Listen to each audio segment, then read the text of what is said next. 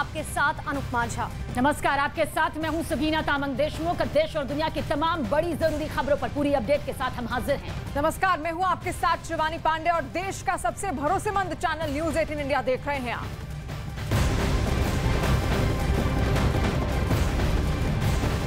और शुरुआत करते हैं खबरों की। ईरान में हिजाब पर शुरू हुआ विवाद अभी भी थमने का नाम नहीं ले रहा। महिलाओं और छात्राओं ने हिजाब को लेकर फिर प्रदर्शन किया है। तो ईरान में एक बार फिर से महिलाओं ने अपने बाल काटकर हिजाब से आजादी की मांग कर दी है। और ये मांग किस तरह से प्रदर्शन के तौर पर सामने आ रही है, देखिए आप भी।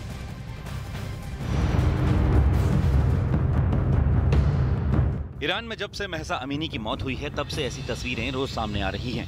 महिलाओं ने हिजाब से आजादी के लिए मोर्चा खोल रखा है। ये तस्वीरें ईरान के खोरमाबाद से सामने आई हैं, जहां निका शकरामी के स्मारक पर महिलाओं ने अपने बाल काटकर विरोध दर्ज करवाया।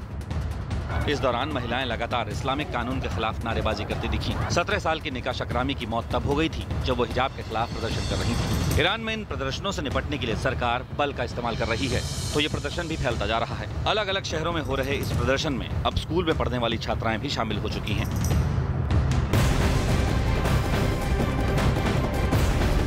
और अब बात उत्तर प्रदेश की कर लेते हैं। उत्तर प्रदेश के प्रतापगढ़ में जमीन विवाद में दो पक्षों में जमकर खूनी संघर्ष हुआ। दोनों तरफ से जमकर लाठी और डंडे चले। मारपीट में एक बुजुर्ग की जान तक चली गई। वहीं पुलिस ने अब केस दर्ज कर 4 लोगों को गिरफ्तार कर लिया है। मारपीट का ये वीडियो हथीगामा थाने के लगड़ा का पुरवा गांव का है।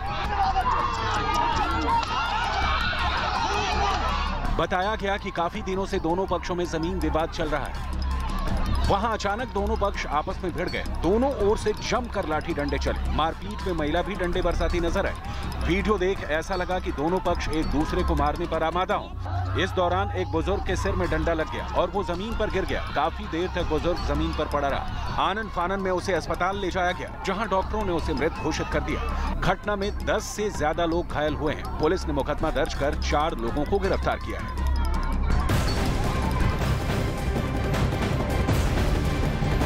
तो रूस और यूक्रेन के बीच जंग लगातार बढ़ती ही जा रही है। और इस बीच बड़ी खबर क्या कुछ आ रही है आप तक पहुंचा रहे हैं। यूनाइटेड नेशन की न्यूक्लियर एजेंसी IAEA रूस के उन दावों की अब जांच करने जा रही है, जिसमें रूस ने यूक्रेन पर डर्टी बम के इस्तेमाल की साजिश रचने का आरोप लगाया है।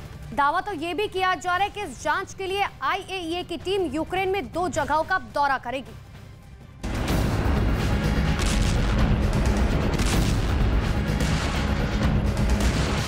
रूस और यूक्रेन के बीच चल रही जंग में अब डर्टी बम ऐसे डर की वजह बन गया है जिसकी चर्चा रोज हो रही है। यही वजह है कि यूनाइटेड नेशन की इंटरनेशनल एटॉमिक एनर्जी एजेंसी यानी IAEA दूध का दूध और पानी का पानी करेगी। ये एजेंसी पता लगाएगी कि डर्टी बम को लेकर यूक्रेन पर जो आरोप रूस लगा रहा है उनमें कितना दम है। और इसके लिए IAEA की टीम यूक्रेन में 2 जगहों का दौरा करेगी, क्योंकि रूस दुनिया को यही बता रहा है कि यूक्रेन उसके खिलाफ डर्टी बम का इस्तेमाल कर सकता है। यूक्रेन की तरफ से उकसावे वाली कार्रवाई को लेकर हम चिंतित हैं, क्योंकि यूक्रेन डर्टी बम से हमला कर सकता है। हालांकि रूस के दावों को लगातार नकारा जा रहा है। अमेरिकी राजदूत ने यूनाइटेड नेशन में यूक्रेन में किसी भी तरह की मिलिट्री बायोलॉजिकल एक्टिविटी होने से इनकार किया है। इतना ही नहीं, ब्रिटेन और फ्रांस भी रूस के आरोपों को सिरे से खारिज कर चुके हैं। इन तीनों ही देशों ने अपने साझा बयान में कहा है, हम सभी रूस के निराधीन आरोपों को खारिज करते हैं कि यूक्रेन अपनी ही जमीन पर डर्टी बम का इस्तेमाल कर सकता है। तो यहाँ पर जिस डर्टी बम की बात हो रही है वो काफी खतरनाक है। अभी तक दुनिया में ऐसे बमों का इस्तेमाल नहीं किया गया है। बावजूद इसके अब सच से पर्दा उठाने के लिए यूनाइटेड नेशन ने इस जिम्मेदारी को अपने कंधों पर लिया है कि रूस यूक्रेन में डर्टी बम को लेकर जो दावे कर रहा है वो सही है या फिर महज एक अफवाह।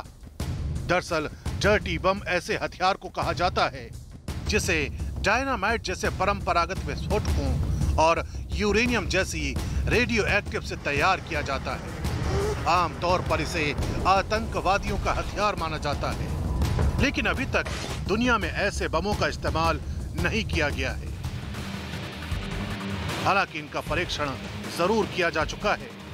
1995 में चेचन विद्रोहियों ने मॉस्को के एक पार्क में ऐसा बम जरूर फिट किया था, लेकिन उसमें विस्फोट नहीं हो सका था। अमेरिकी think tank council on foreign relations के मुताबिक अल-कायदा और ISIS जैसे आतंकवादियों ने संभवतः डर्टी बम बना लिए हैं, लेकिन उन्होंने भी अभी तक इसका इस्तेमाल नहीं किया। और शायद यही वजह है कि डर्टी बम को लेकर यूनाइटेड नेशन बेहद गंभीर है और इसीलिए रूस के दावों की पड़ताल होने जा रही है।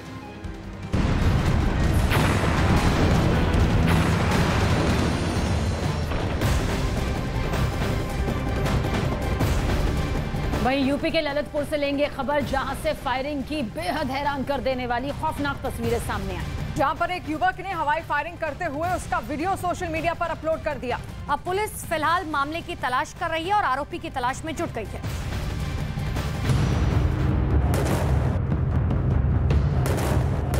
वीडियो में एक ही शख्स 3 बार हवाई फायरिंग करता नजर आया। इस युवक ने दिवाली के मौके पर पटाखे फोड़ने की जगह बंदूक से फायरिंग करनी शुरू कर दी। जानकारी मिलने पर पुलिस युवक के घर तक पहुंच गई, लेकिन युवक ने पुलिस को चकमा दिया और भाग निकला। पुलिस ने युवक की तलाश तेज कर दी है। बताया जा रहा है कि युवक द्वारा खुद ही वीडियो सोशल मीडिया पर अपलोड किया गया था। ललितपुर पुलिस का दावा है कि जल्द ही आरोपी सलाखों के पीछे होगा।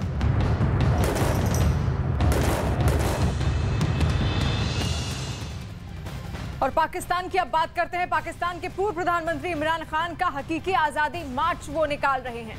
ये मार्च लाहौर से इस्लामाबाद तक निकाला जाएगा। इमरान खान की पार्टी PTI की तरफ से निकाले जा रहे इस मार्च के लिए इमरान समर्थक लाहौर के लिबर्टी चौक इकट्ठा हुए। इमरान खान कंटेनर की छत से लोगों को संबोधित करेंगे। तो देश में चुनावों की मांग को लेकर दरअसल ये मार्च जो है इमरान खान की तरफ से निकाला जा रहा है।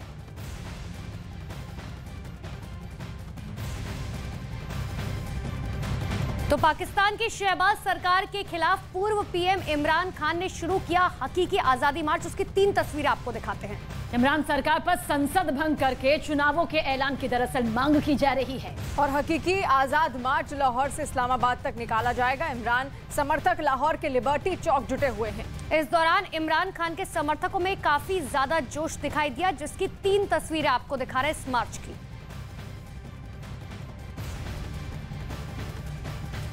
पाकिस्तान के पूर्व प्रधानमंत्री इमरान खान ने भारत की जमकर तारीफ की और इमरान खान ने भारत की विदेश नीति की यहां पर तारीफ की है। इस दौरान उन्होंने कहा कि भारत की विदेश नीति स्वतंत्र है। इसके अलावा इमरान खान ने ISI पर भी जमकर हमला बोला।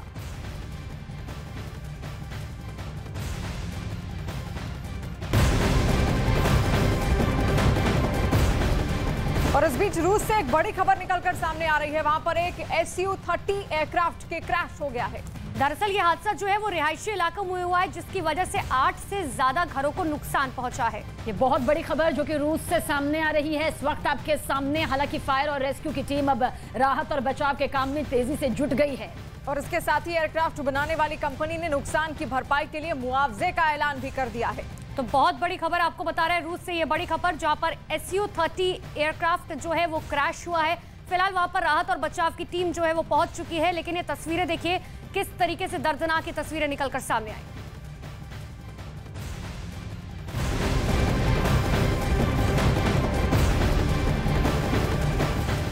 तो उधर उत्तर प्रदेश के सिद्धार्थनगर से लेंगे खबर, जहां से एक बेहद हैरान कर देने वाला वीडियो सामने आया, जहां पर गांव के बेहद नजदीक एक तेंदुआ देखा गया। और तेंदुआ देखने के बाद वहां पर हड़कंप मच गया। सभी गांव के लोग डर में आ गए।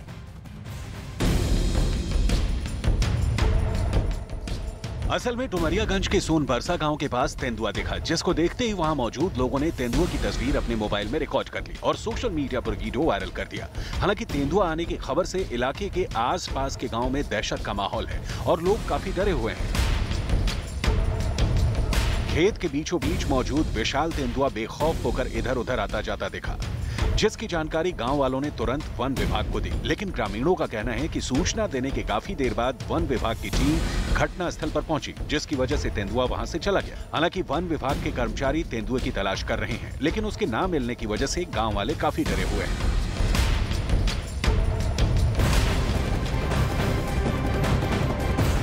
रूस यूक्रेन की जंग लगातार 7 महीने से भी ज्यादा वक्त से जारी है और ऐसे में युद्ध के बीच रूस के राष्ट्रपति व्लादिमीर पुतिन ने पीएम मोदी की जबरदस्त तारीफ की है। पुतिन ने पीएम मोदी को सच्चा देशभक्त बता दिया। व्लादिमीर पुतिन ने कहा कि भारत का भविष्य शानदार है और पीएम मोदी की विदेश नीति स्वतंत्र है। और पुतिन ने यह भी कहा कि मोदी ने भारत के हित में फैसले किए हैं और वो मुश्किलों से निपटने में सक्षम है। A lot has been done in the past years under the leadership of Prime Minister Modi. Naturally, he's a patriot of his country.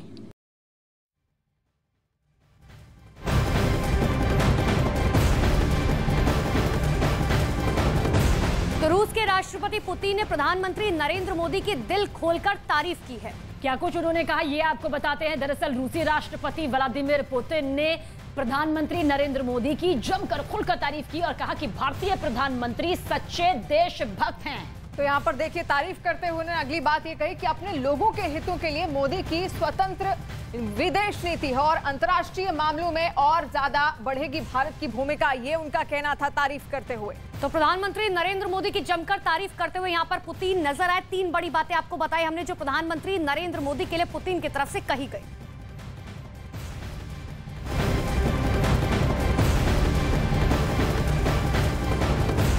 और वहीं लॉस एंजलिस में एक पहाड़ी शेर के देखे जाने के बाद हड़कंप मचा हुआ है। शेर के देखे जाने के बाद एहतियातन पास के ही प्राथमिक विद्यालय को फिलहाल बंद कर दिया गया।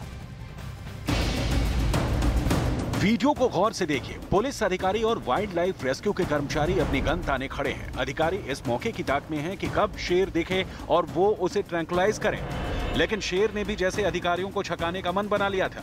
देखिए, वाइल्ड लाइफ टीम के कर्मचारी ट्रैंकुलाइजर लेकर देखते ही रह गए और शेर उनके सामने से कैसे तूफानी रफ्तार से निकल गया। लेकिन कैमरा शेर का पीछा करता रहा। शेर ने कई जगह छिपने की कोशिश की, लेकिन फिर बाद में उसे सफलता मिली और वो कंट्री क्लब के पास इस जंगली इलाके में जाकर छिप गया।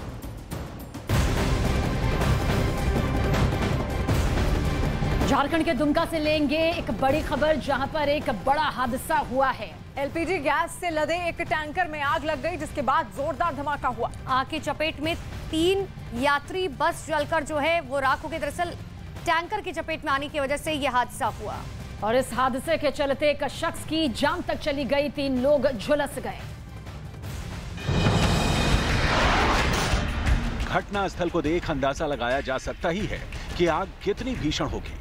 दरअसल एलपीजी से भरा टैंकर बेकाबू होकर पलट गया, जिसके बाद मिसाइल जैसे धमाके से पूरा इलाका दहल गया। टैंकर में लगी आग ने 3 यात्री बसों को भी अपनी चपेट में ले लिया। काफी देर तक बस धू-धू कर जलती रही। इस दौरान पूरे इलाके में हड़कंप मच गया। आग इतनी भयानक थी कि आसमान में धुएं का गुबार छा गया। आग से बचने के लिए आसपास के लोग भागते नजर आए। यहाँ माना गाड़ी अभी आप देख रहे हैं 3 या 4 गाड़ी जो है एकदम उड़ गया है। ये टैंकर जो है इस जगह एकदम पूरा मैदान जो है ना पूरा भरा हुआ था, एकदम जैसे उधर देख रहे हैं और एकदम साफ हो गया। टैंकर में हुए भयानक विस्फोट से 3 यात्री बसें जलकर राख हो गईं। बताया जा रहा है कि इस घटना में एक आदमी की मौत हो गई, जबकि कई लोग झुलस गए, जिनको अस्पताल में भर्ती कराया गया है। हादसे का क्या कारण है, पुलिस इसकी जांच कर रही है। स्पीड में आ रही थी, यहाँ पे आके वो एक्सीडेंट कर गया। तो एक्सीडेंट किया तो ब्लास्ट हुआ तो जिसमें खड़ी 3 बस थी उसमें आग लग गई। बताया गया कि आसपास के कुछ मकानों को भी आग से नुकसान पहुंचा है। बाद में मौके पर पहुंची दमकल की 3 गाड़ियों ने काफी मशक्कत के बाद आग पर काबू पाया।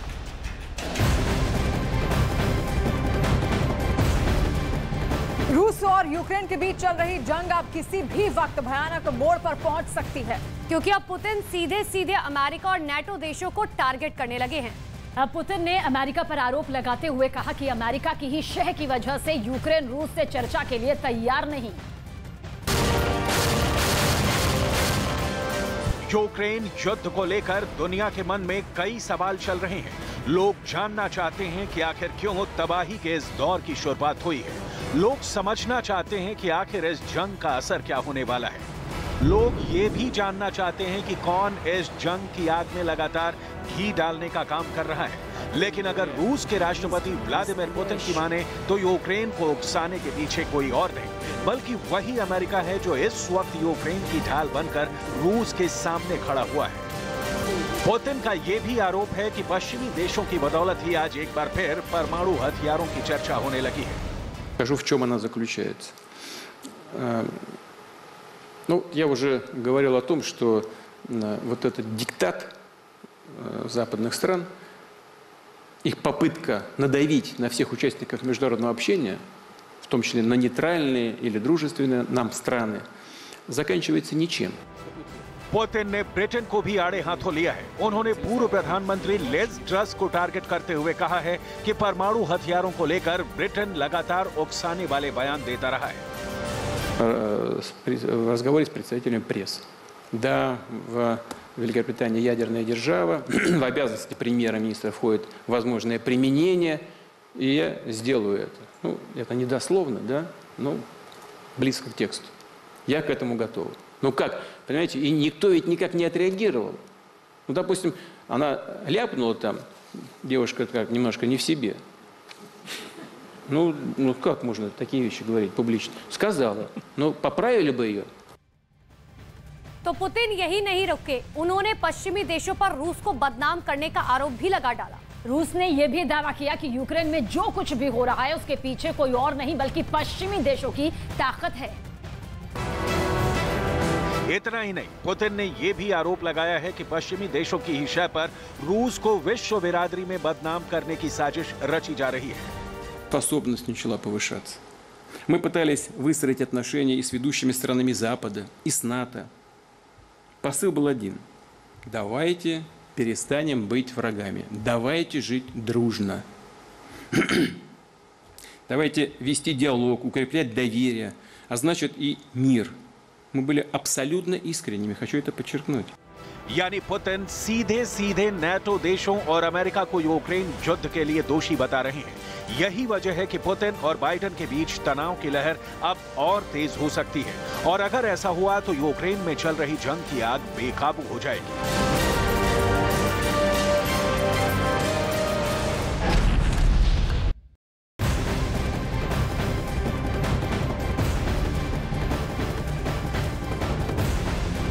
आपको बता दें, उधर गृह मंत्रियों के चिंतन शिविर में पीएम मोदी ने नक्सलवाद को लेकर बड़ा बयान दिया है। पीएम मोदी ने कहा कि नक्सलवाद के हर रूप को हमें पराजित करना पड़ेगा। आज बंदूक वाला भी नक्सली है और कलम वाला भी नक्सली है।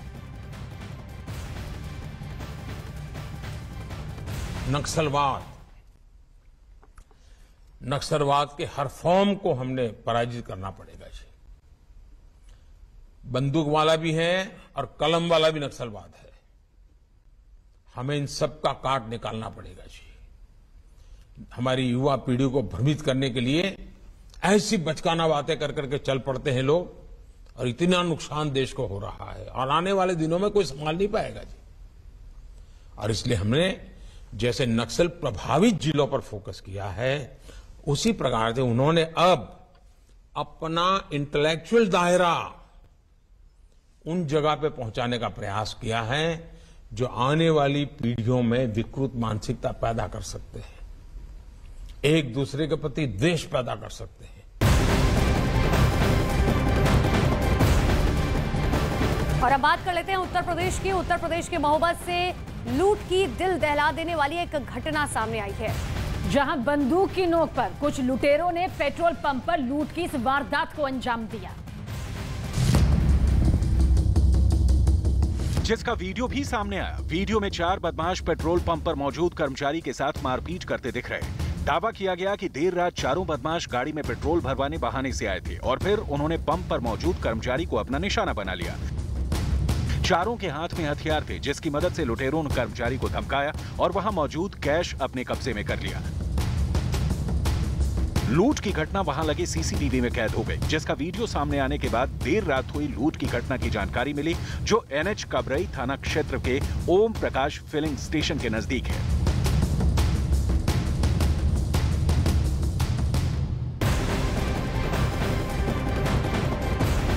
और बड़ी खबर आ रही है रूस यूक्रेन युद्ध से जुड़ी हुई। रूसी रक्षा मंत्रालय ने हमले का वीडियो जारी किया है। रूस के लड़ाकू हेलीकॉप्टर हमले के लिए विशेष ऑपरेशन पर निकला था, जो यूक्रेन में तबाही मचाने पर आमादा है।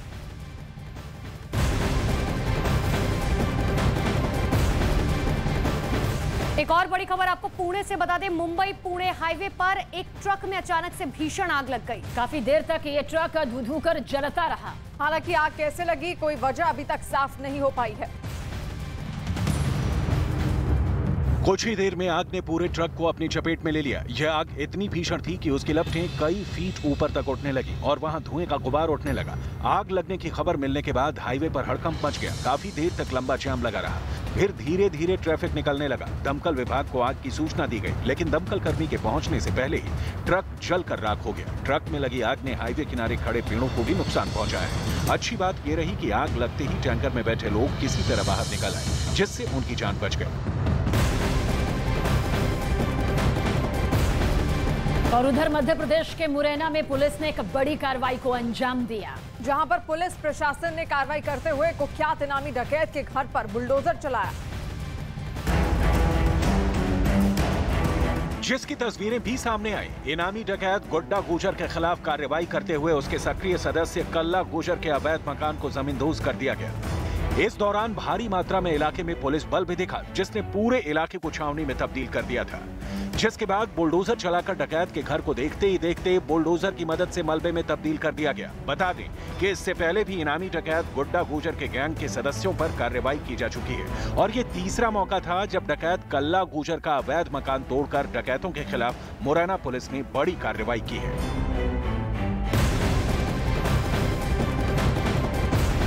और रूस यूक्रेन में जारी जंग के बीच यूक्रेन ने पुतिन पर बहुत बड़ा आरोप लगाया है। जेलेंस्की ने दावा किया है कि पुतिन यूक्रेन के परमाणु प्लांट में सीक्रेट बम बना रखे हैं। और इतना ही नहीं, जेलेंस्की का यह भी दावा है कि रूस इन बमों के जरिए इनका इस्तेमाल कर यूक्रेन में तबाही के लिए इसे इस्तेमाल करते हुए नजर आएंगे। और यूक्रेन का सबसे बड़ा परमाणु प्लांट पुतिन के कब्जे में है और उसकी कोशिश है कि वहां से रूस के सैनिक हट जाएं।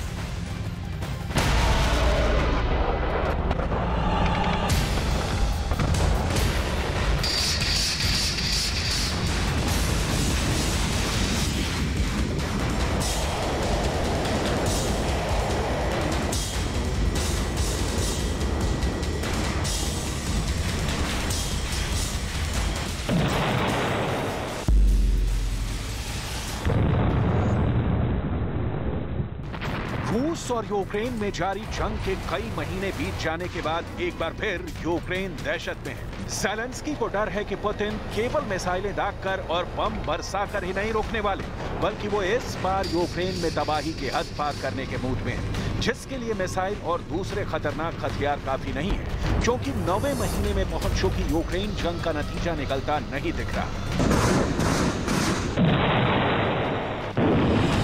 पुतिन ने वहां बर्बादी का खुला खेल तो खेल दिया, लेकिन हार जीत का फैसला नहीं कर पाए, क्योंकि यूक्रेन को दूसरे देशों से हथियार मिलते रहे, जिनकी मदद से उसने कई इलाकों में वापसी की और उन पर दोबारा कब्जे का दावा किया। और यही वजह है कि रूस यूक्रेन के कई इलाकों पर पूरी तरह कब्जा करते करते चूक गया।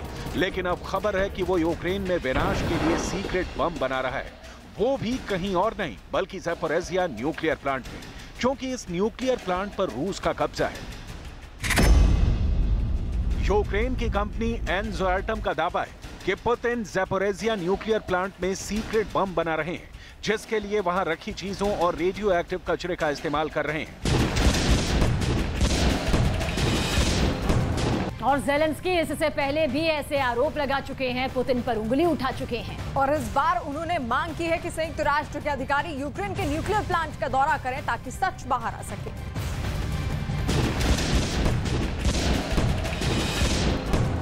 वैसे यूक्रेन ने दुनिया को अपना ये डर पहले भी दिखाया है और कहा है कि रूस वहां आतंकी हमला करने का प्लान बना रहे हैं, जिसके बाद उसने एक बार फिर रूस की नीयत पर उंगली उठाई। इस बार तो ज़ैपोरिज़िया न्यूक्लियर प्लांट में चेकिंग की मांग ही कर डाली, क्योंकि वहां कचरे के रूप में बहुत सारी ऐसी चीजें हैं जिनसे रूस बम बना सकता है। यूक्रेन की कंपनी एनज़ोएटम ने मांग की संयुक्त राष्ट्र के अधिकारी यूक्रेन के न्यूक्लियर प्लांट का दौरा करें, क्योंकि वो जो कह रहा है उसके सबूत वहां मिल जाएंगे। कंपनी ने ये तक दावा किया कि रूस नहीं चाहता कि यूक्रेन या संयुक्त राष्ट्र के अधिकारी ज़ैपोरिज़िया न्यूक्लियर प्लांट समेत उसके कब्जे वाले दूसरे न्यूक्लियर प्लांट में घुसे। एनजो एटम की ओर से जानकारी दी गई कि ज़ैपोरिज़िया न्यूक्लियर प्लांट में 174 कंटेनर ऐसे हैं जिनमें परमाणु ईंधन भरा है और अगर इन कंटेनर में विस्फोट हुआ तो 100 किलोमीटर तक रेडिएशन फैल सकता है।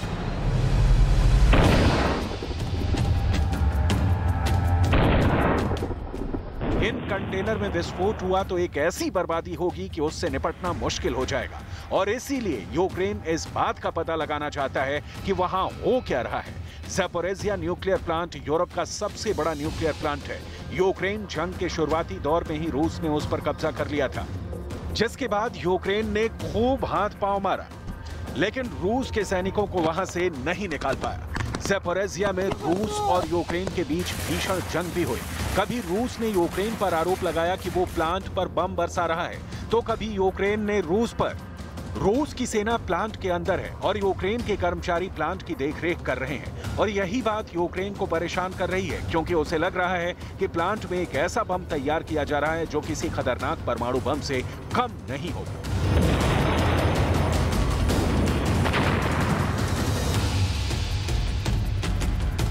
क्योंकि वहां कचरे के रूप में बहुत सारी ऐसी चीजें हैं जिनसे रूस बम बना सकता है। यूक्रेन की कंपनी एनजो एटम ने इसकी मांग की है।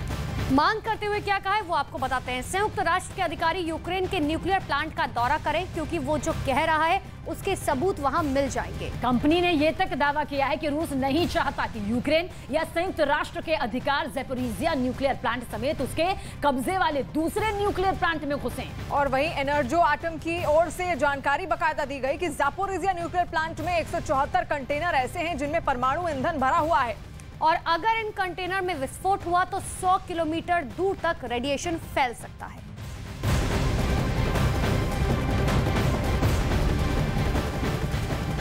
और एक और बड़ी खबर आपको झारखंड से बताते हैं। झारखंड के रामगढ़ में हाथियों से लोग बेहद परेशान हैं। चितरपुर प्रखंड के सोडकोची नाला समेत कई इलाकों में हाथियों ने उत्पात मचाया और रात भर तांडव मचाने के बाद हाथी भैरव नदी के सटे जंगलों में पहुंच गए।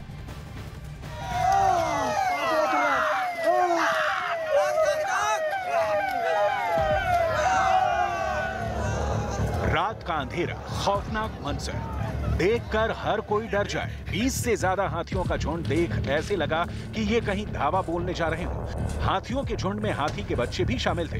रामगढ़ के चितरपुर प्रखंड में रात भर ग्रामीण हाथियों को भगाने में जुटे रहते हैं। वन विभाग और ग्रामीणों ने मशाल और टॉर्च जलाकर हाथियों के झुंड को गांव से दूर भगाया। इस दौरान हाईवे को हाथियों के झुंड को पार करते वक्त कुछ देर के लिए सड़क पर जाम लगा। वन विभाग की टीम ने ट्रैफिक को रोककर हाथियों को हाईवे पार करवाया। हाथियों का झुंड देख काफी देर तक सड़क पर अफरा तफरी का माहौल रहा। रात भर तांडव मचाने के बाद हाथी भैरवी नदी से सटे जंगलों में पहुंच गए हैं। इस दौरान हाथी का एक बच्चा कुएं में गिर गया, जिसे हाथियों ने खुद ही बाहर निकाल लिया। हाथियों के झुंड ने बड़े पैमाने पर खेतों में लगे धान और सब्जी की फसल को नुकसान पहुंचाया है, साथ ही कई घरों को भी क्षतिग्रस्त कर दिया। हाथियों के आतंक से ग्रामीण दहशत में आ गए। ग्रामीण प्रशासन से मुआवजे की मांग कर रहे हैं।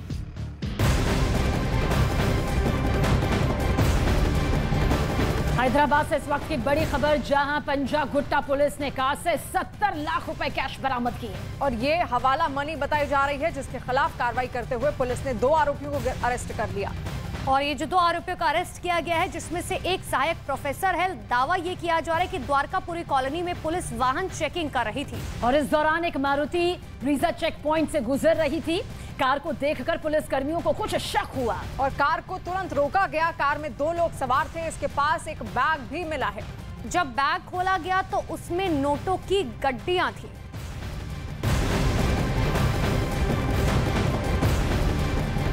और अब रूस के रक्षा मंत्री सर्गेई शोइगु ने एंटी एयरक्राफ्ट मिसाइल प्लाटून के कमांडर को सम्मानित किया। बता दें कि मिलिट्री ऑपरेशन के दौरान कमांडर अनातोली येशचेंको को प्लाटून ने 12 से 25 एयरक्राफ्ट को ढेर किया था और साथ ही 4 Mi-8 हेलीकॉप्टर को भी तबाह किया गया था, जिनमें से 5 एयरक्राफ्ट और 3 हेलीकॉप्टर्स को कमांडर येशचेंको ने खुद मार गिराया था।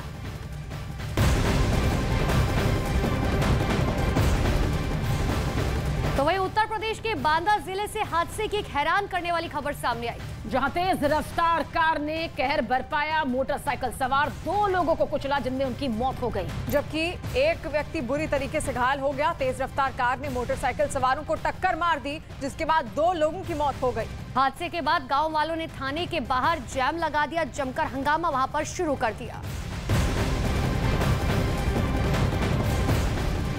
और इस वक्त की एक बहुत बड़ी खबर आप तक पहुंचाने जा रहे हैं। चीन और पाकिस्तान को करारा जवाब देने की तैयारी कर चुकी है और देश की सेना के लिए नई सड़कों का निर्माण किया गया है। देश के सीमावर्ती राज्यों में 75 नए प्रोजेक्ट तैयार कर लिए गए हैं, जिसमें सड़कें, ब्रिज, हेलीपैड और जीरो कार्बन हैबिटेट है। रक्षा मंत्री राजनाथ सिंह ने इन परियोजनाओं को लद्दाख से देश को समर्पित किया। देश के दूर दराज इलाकों में स्थित ब्रिजेज, रोड्स, हेलीपैड और कार्बन न्यूट्रल हैबिटेट आदि शामिल हैं। एक साथ इतनी बड़ी संख्या में इंफ्रास्ट्रक्चर प्रोडक्ट्स का उद्घाटन अपने आप में एक बड़ा रिकॉर्ड है। ये सभी निर्माण कार्य नए भारत को प्रगति के राह पर तेजी से आगे ले जाने में बड़े महत्वपूर्ण साबित होंगे, ऐसा मेरा पक्का विश्वास है। तो पाकिस्तान और चीन बॉर्डर पर तेजी से डेवलपमेंट हो रहा है। लगातार सड़कें तैयार की जा रही हैं और आज रक्षा मंत्री राजनाथ सिंह ने 75 परियोजनाओं का उद्घाटन भी किया, जो बॉर्डर पर तैयार हुई हैं। इन योजनाओं में क्या कुछ है, सबसे पहले आपको ये बताते हैं। इन योजनाओं में 44 ब्रिज जो हैं वो समर्पित किए गए हैं। इसके अलावा 25 सड़कों का निर्माण भी हुआ इस योजना के तहत। और वहीं इस योजना के तहत 2 हेलीपैड और एक जीरो कार्बन हैबिटेट का भी निर्माण किया गया है।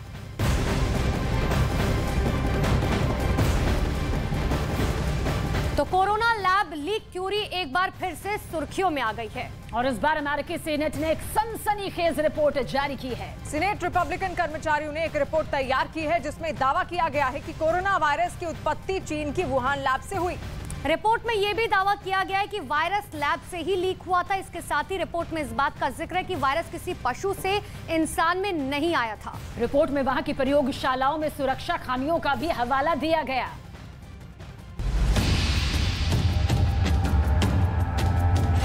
लैब से ही लीक हुआ कोरोना वायरस।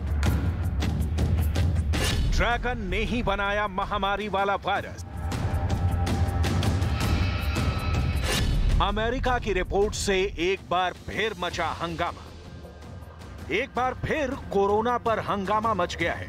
पूरी दुनिया फिर से महामारी वाले इस वायरस की चर्चा करने लगी है और उसकी वजह है ये रिपोर्ट।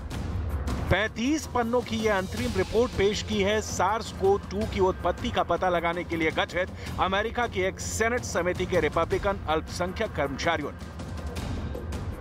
इस रिपोर्ट में साफ कहा गया है कि इस वायरस ने प्रयोगशाला से मनुष्यों में प्रवेश किया है, ना कि जानवरों से इंसानों में। दुनिया में कोरोना वायरस कहां से आया, इस पर काफी बहस हो चुकी है और हर बार शक की सुई वुहान की ही तरफ उठती है और एक बार फिर इस रिपोर्ट में वुहान की तरफ इशारा किया गया है। ये रिपोर्ट ऐसे वक्त में आई है जब पूरे वुहान में एक बार फिर लोगों को उनके घरों में कैद कर दिया गया है। चीन में हालात कैसे हैं, उसे इस वीडियो से समझिए।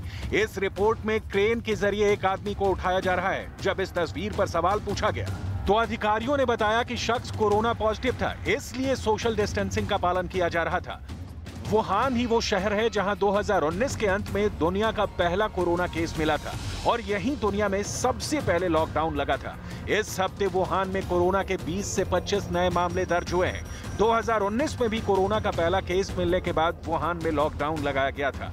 अब एक बार फिर कई मामले सामने आए हैं, इसलिए लॉकडाउन लगा दिया गया है। कोरोना के बाद से ही चीन के इस वुहान शहर का नाम पूरी दुनिया में चर्चित हो गया। हालांकि इस महामारी के पहले के हाहाकारी अनुभवों को देखते हुए ये संख्या मामूली है, लेकिन चीन में जीरो कोविड नीति लागू है, इसलिए वहां तुरंत काबू करने के लिए लॉकडाउन और दूसरे सख्त इंतजाम किए जाते हैं। जीरो कोविड नीति के तहत एक भी कोरोना संक्रमित मिलने पर पूरे इलाके को लॉकडाउन कर दिया जाता है। वुहान में ज्यादा संक्रमण वाले इलाकों की इमारतों को सील किया गया है। चीन में कोरोना संक्रमण फिर तेजी से बढ़ रहा है। 2 हफ्ते में वुहान में 240 नए कोरोना संक्रमित मिले हैं, इसलिए इस जिले में 8 लाख से ज्यादा लोगों को 30 अक्टूबर तक घरों में ही रहने के आदेश दिए गए हैं। वुहान में पहली बार संक्रमण की पुष्टि के बाद से ही चीन के राष्ट्रपति शी जिनपिंग ने जीरो कोविड पॉलिसी को लागू किया था। अब जान लीजिए कि क्या होती है जीरो कोविड पॉलिसी। संक्रमण आने पर तुरंत लॉकडाउन, टेस्टिंग बढ़ा दी जाती है, यात्राओं पर प्रतिबंध लगा दिया जाता है। हालांकि कुछ वैज्ञानिक रिपब्लिकन कर्मचारियों की इस रिपोर्ट को यह कहकर खारिज कर रहे हैं कि वुहान की लैब से ही वायरस लीक हुए, इसका कोई प्रत्यक्ष प्रमाण सामने नहीं आया है। लेकिन प्रयोगशाला रिसाव परिदृश्य के समर्थक साक्ष्य और संदिग्ध पैटर्न का हवाला देते हैं, जिसे रिपोर्ट में विस्तार से बताया गया है, जो लैब में संभावित चूक पर जोर देता है। देखिए, कोरोना वायरस के फैलने के साथ ही सबसे बड़ा सवाल यही था कि आखिर ये आया कहां से। अब अमेरिकी सीनेट की रिपोर्ट आने के बाद स्थिति करीब साफ हो गई है कि वुहान कनेक्शन बहुत गहरा है। चलिए आपको बताते हैं कि रिपोर्ट में आखिर क्या कुछ है। रिपोर्ट में कहा गया है कि कोरोना वायरस लैब में रिसर्च से संबंधित घटना है। रिपोर्ट में इस बात का भी जिक्र किया गया है कि चीन के वुहान के लैब से ही कोरोना वायरस निकला था। साथ ही रिपोर्ट में साफ लिखा गया कि ये वायरस प्राकृतिक तौर पर पैदा नहीं हुआ था। और वहीं महामारी फैलने के पीछे किसी जानवर के होने से भी रिपोर्ट में इंकार किया गया है। इतना ही नहीं, रिपोर्ट में कई सारी चीजें साफ की गई हैं। ये भी दावा किया गया है कि जानवरों से बीमारी फैलने के इसमें कोई भी सबूत नहीं मिले हैं।